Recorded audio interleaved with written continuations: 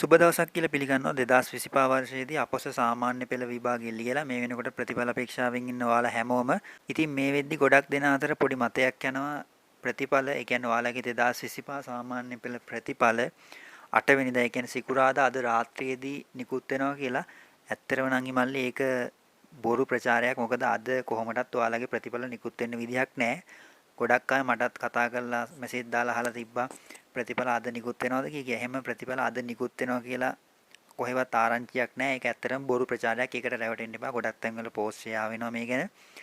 ඉතින් මේක කෙටි වීඩියෝයක් ඕක තමයි මට ඔයාලට දැනුවත් කරන්න ඕන වෙලා තිබ්බේ.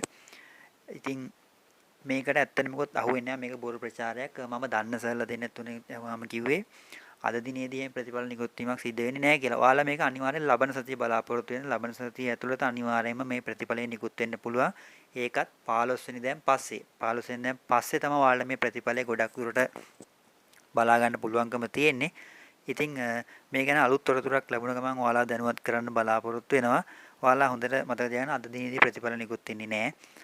ඉතින් දිගට මේ වගේ වැදගත් වීඩියෝ බලන්න අපේ channel එක දැම්ම subscribe කරලා තියාගන්න. ඒ වගේ මේ වීඩියෝ එකට like එකක් දාන්න. මේක අනිවාර්යයෙන්ම ඔයාගේ ප්‍රතිඵල අපේක්ෂාවෙන් ඉන්න යාළුවට share කරන්න. ගොඩක් වැදගත් වීඩියෝ එකක් වෙයි. එහෙනම් අදට ගිහිල්ලා එන්නම් ඔයාලා හැමෝටම හොඳ ප්‍රතිඵලයක් ලැබෙන්න කියලා මම හදවතින් ප්‍රාර්ථනා කරනවා.